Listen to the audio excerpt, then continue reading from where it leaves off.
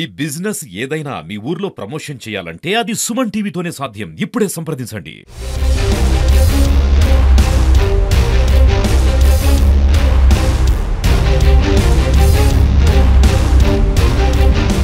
Rabies అనేది ఎంత ప్రమాదకరమో మనందరికీ తెలిసిన విషయమే. గత కొద్ది రోజులుగా కూడా ఎన్నో సంఘటనలు మనం చూస్తూనే ఉన్నాం. అసలు ర్యాబిస్ వ్యాధి ఎందుకు వస్తుంది, ఎలాంటి లక్షణాలు ఉంటాయి, ఎలాంటి డైట్ ఫాలో అవ్వాలి, ఇవన్నీ కూడా తెలుసుకుందాం. ప్రస్తుతం మనతో పాటు retired RMO GGH, Kakinada GGH Sudheer గారు ఉన్నారు. సార్ నమస్తే అండి. ఈ మధ్య కాలంలో ఈ డాగ్స్కి సంబంధించిన వార్తలు విపరీతంగా వైరల్ అవుతూనే ఉన్నాయి. ఎందుకంటే నిజం చెప్పుకోవాలంటే ఒక వీధిలో మనుషుల సంఖ్య కన్నా కుక్కల సంఖ్య ఎక్కువగా ఉంటుంది. ఎక్కువగా చిన్నపిల్లలు వీటి బారిన పడి అనేక ప్రమాదాలకు గురవుతున్నారు. ఏదైతే ర్యాబిస్ వ్యాధి ఉందో అసలు ర్యాబిస్ వ్యాధి ఏ విధంగా వస్తుంది, దాని లక్షణాలు ఏ విధంగా ఉంటాయండి? ర్యాబిస్ వ్యాధి అనేది ప్రివెంటబుల్ డిసీజ్ అమ్మ. యాక్చువల్గా ప్రాణాంతకమైన వ్యాధి, కానీ అది 100% ప్రివెంటబుల్ డిసీజ్. అంటే దాన్ని నివారించవచ్చు మనం. ఏ విధంగానంటే అది వామ్ బ్లడెడ్ యానిమల్స్ ద్వారా ఒకరి నుంచి ఒకరికి సంక్రమించే వ్యాధి. అది ఒక వైరస్ వల్ల వస్తుంది. అది లిసా వైరస్ ఫ్యామిలీ అని ర్యాబ్డో వైరస్ నుంచి రావటానికి చాలా ఛాన్సెస్ ఉన్నాయి. అది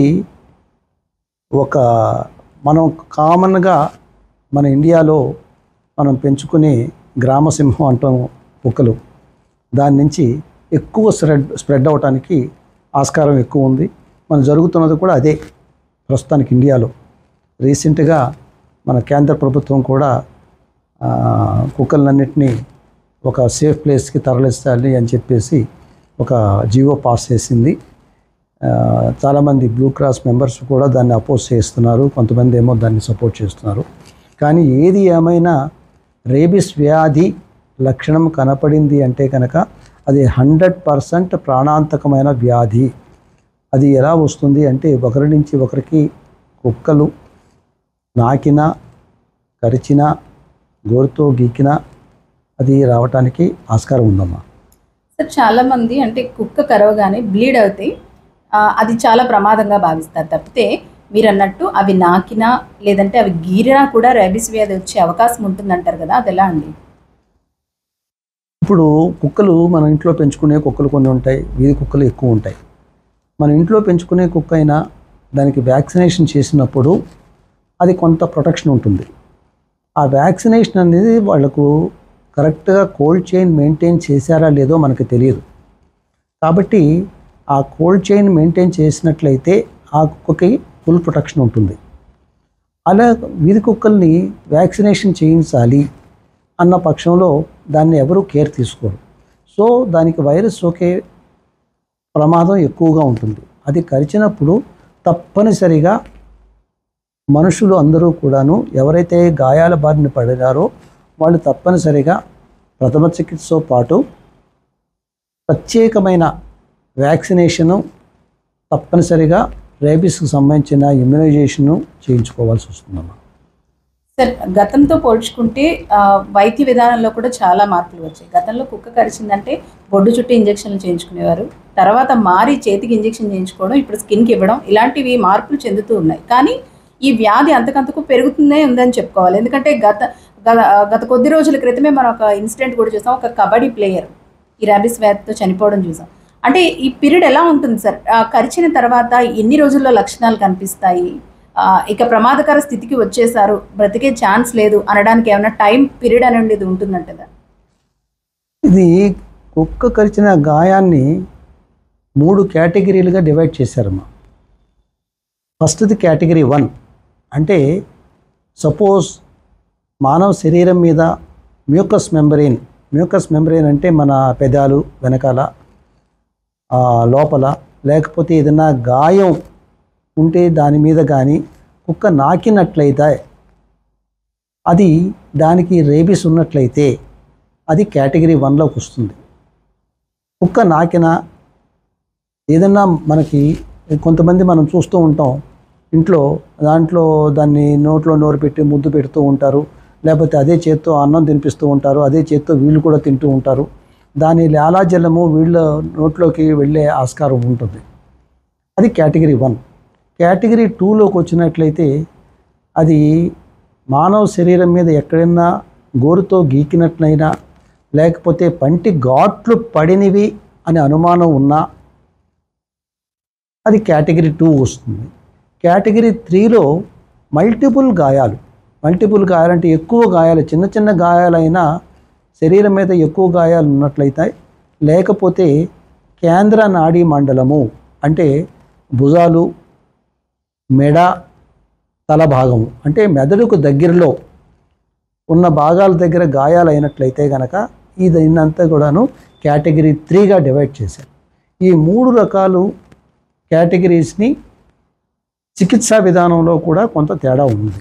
ఇందులో ముఖ్యంగా ఈ 3 కేటగిరీలుగా డివైడ్ చేశారు. మీరు ట్రీట్మెంట్ విధానం ఏ విధంగా ఉంటుంది సార్? ఒకవేళ అంటే కుక్క కలిసిన 3 కేటగిరీలు ఉన్నారు, అవును, కేటగిరీ వైజ్ ట్రీట్మెంట్లో ఏమైనా మార్పులు ఉంటాయా? ఎలాంటి ట్రీట్మెంట్ అందిస్తారు?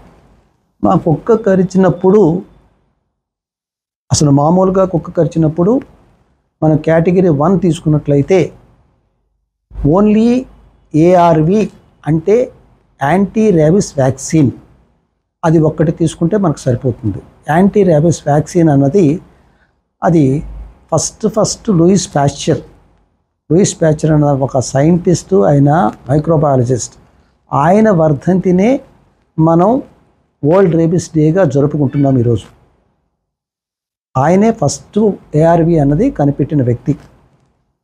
ఏఆర్వి అన్నది కరిచిన రోజున చేయించుకోవాలి. మొట్టమొదటి డోస్ ఒక 4 డోసులు చేయించుకోవాల్సి వస్తుంది. అది 4 డోసులు ఎట్లా చేయించుకోవాలంటే, కరిచిన రోజున 0 డోస్ అంటాం. కరిచిన రోజు నుంచి 3 రోజుల తర్వాత 1 డోసు, కరిచిన రోజు నుంచి 7 రోజుల తర్వాత ఇంకొక డోసు, కరిచిన రోజు నుంచి 28వ రోజున ఇంకొక డోసు చేయించుకోవాల్సి వస్తుంది. అంటే మొత్తం 4 డోసులు. పూర్వకాలంలో 5 డోసులు చేసేవాళ్ళు. 0, 3, 7, 14, 28. కానీ ఇప్పుడు 14th డే తీసివేసి 0, 3, 7, 28 అంటే 0 డోస్ అంటే కరిచిన రోజున, తర్వాత నుంచి లెక్క వేసుకుని 3 రోజుల తర్వాత నుంచి కరిచిన రోజు నుంచి మళ్ళీ 7 రోజుల తర్వాత, కరిచిన రోజు నుంచి లెక్క వేసుకుని 28 రోజుల తర్వాత ఈ 4 డోసులు ఏఆర్వి చేయించుకోవాలి. ఇది కేటగిరీ 1. ఇంకా కేటగిరీ 2కి వచ్చినట్లయితే వ్యాక్సినేషన్తో పాటుగా మనం రేబిస్ ఇమ్యునోగ్లోబులిన్స్ అంటాం, రిక్స్ అంటాం, రేబిస్ ఇమ్యునోగ్లోబులిన్స్.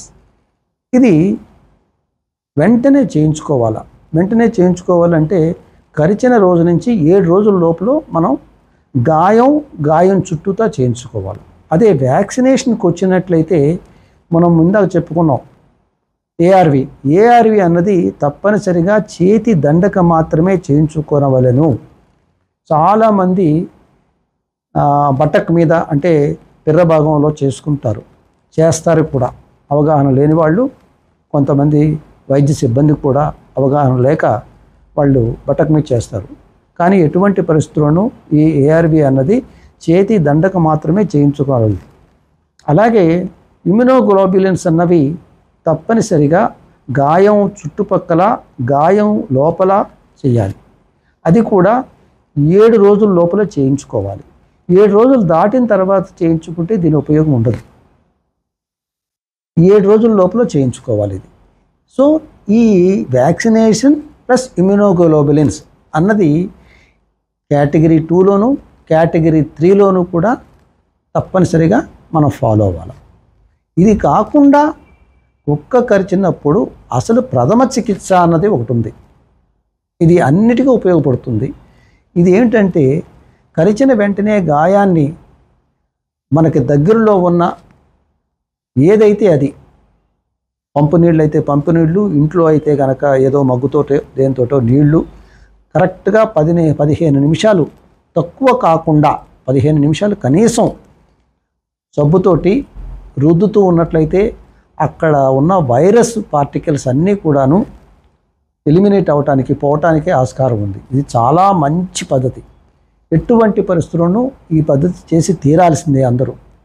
కుక్క కరిచిన వెంటనే 15 నిమిషాలు ఆ గాయాన్ని శుభ్రంగా సబ్బుంటే సబ్బుతోటి, ఇంకా వీలైతే కనుక గోరువెచ్చటి నీళ్ళతోటి కంటిన్యూస్గా నీళ్లు పోస్తూ ఆ గాయాన్ని శుభ్రంగా 15 నిమిషాల పాత్ర కడగాలి, తప్పనిసరిగా కడిగి తీరాలి.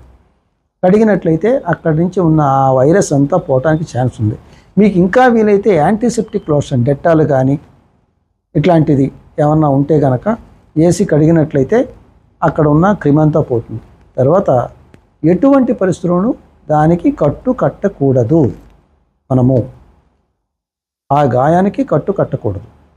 ఇది అమ్మ మనం ఫస్ట్ కేటగిరీ 1లో కానీ, కేటగిరీ 2లో కానీ, కేటగిరీ 3లో కానీ మనం కట్టకూడదు.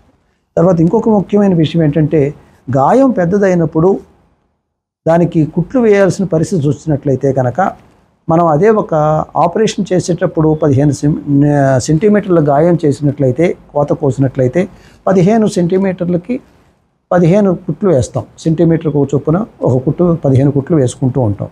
అదే ఒక కుక్క కాటు వల్ల 15 సెంటీమీటర్ల గాయం అయితే స్టే సూచర్స్ అంటాం. అంటే అతి తక్కువ కుట్లు వేయాలి, అతి తక్కువ కుట్లు. ఆ కుట్లు ఎందుకోసం అంటే, మీరు కుట్లు కోసం వేసేటప్పుడు నీడిలు గుచ్చుతారు. ఆ నీడిలు గుచ్చిన ప్రాంతంలో మళ్ళీ వైరస్ ఎక్స్పోజ్ అయ్యి వెంటనే మళ్ళీ అక్కడి నుంచి కూడా వెళ్ళటానికి ఆస్కారం ఉంది. అందుకని అతి తక్కువ దాన్నే మేము మా మెడికల్ పరిభాషలో స్టే సూచర్స్ అంటాం. స్టే సూచర్స్ వేసుకున్నట్లయితే సరిపోతుంది.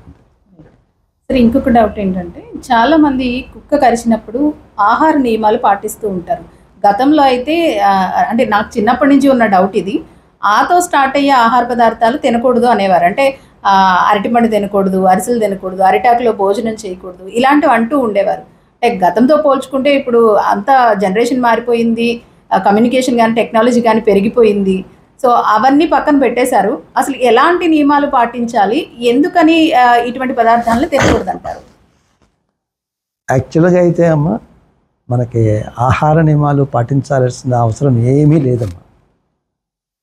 కుక్క కరిచిన తర్వాత మామూలు మనిషి అయితే ఏ ఆహారం తీసుకుంటున్నారో వీళ్ళు కూడా అదే ఆహారం తీసుకోవచ్చు. కానీ వ్యాక్సినేషన్ తీసుకునేటప్పుడు మాత్రము కొన్ని అవాయిడ్ చేయాలి. ఫర్ ఎగ్జాంపుల్, అతను ఆల్కహాల్ తీసుకోకూడదు. ఆల్కహాల్ తీసుకున్నట్లయితే కనుక ఆ వ్యాక్సిన్ యొక్క పవరు సరిగా వర్క్ చేయదు. అలాగే అవయవదానం చేసినప్పుడు వాళ్ళు అవయవదానం తీసుకున్న వాళ్ళు స్టెరాయిడ్స్ వాడుతూ ఉంటారు, ఇమ్యూనో సప్రెసెంట్స్ అంటారు కొన్ని. అట్లాంటి వాళ్ళు కొంచెం డోసు డబుల్ డోస్ తీసుకోవాల్సిన పరిస్థితి రావచ్చు. అక్కడ ట్రీట్మెంట్లో కొంచెం వేరియేషన్ ఉంటుంది.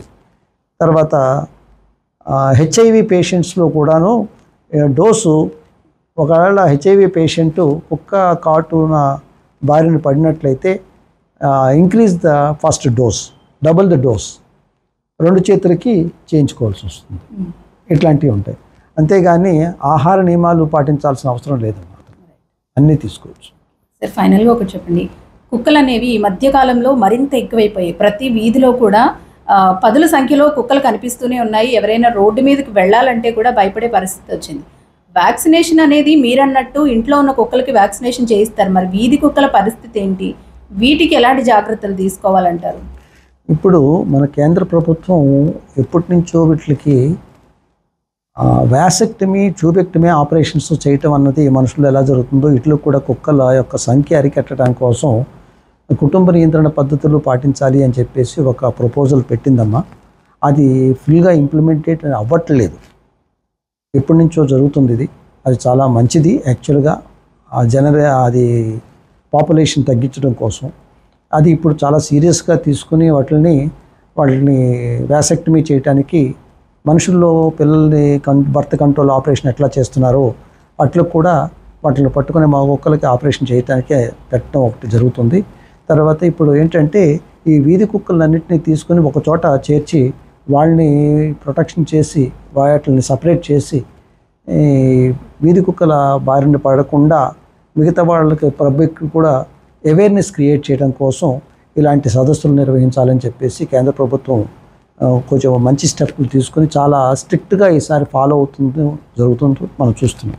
Right, thank you so much sir, మీ అభిప్రాయం తెలియజేసినందుకు. సో చూసారు కదండి, కుక్కల స్వైర విహారం అనేది రోడ్ల మీద పెరిగిపోతూనే ఉంది. దీనికి అనుగుణంగా పిల్లల్ని జాగ్రత్తగా చూసుకోవాలంటూ కూడా పేరెంట్స్కి సూచనలు ఇస్తున్నారు. ముఖ్యంగా ఏంటంటే ర్యాబీస్ వ్యాధి విషయానికి వస్తే కనుక ఇది అత్యంత ప్రమాదకరమైన వ్యాధిగా కూడా పరిగణిస్తాం కాబట్టి తగు జాగ్రత్తలు తీసుకోవాలని, కుక్క కేవలం బ్లీడ్ అయ్యే విధంగా కరిస్తే మాత్రమే మనం జాగ్రత్తలు తీసుకుంటాము, హాస్పిటల్కి తీసుకెళ్తాము. అది కానీ అది గీరినా నాకినా కూడా ప్రమాదమే అంటున్నారు. దీనివల్ల కూడా ర్యాబిస్ వ్యాధి వచ్చే అవకాశం ఉంది. కాకపోతే దీనిలో లక్షణాలు బయటపడడానికి కాస్త ఎక్కువ టైమే పడుతుంది కాబట్టి తగు జాగ్రత్తలు పాటించాలంటూ కూడా వైద్యులు సూచిస్తున్నారు. కెమెరా పర్సన్ చిన్నతో సుమన్ టీవీ కాకినాడ.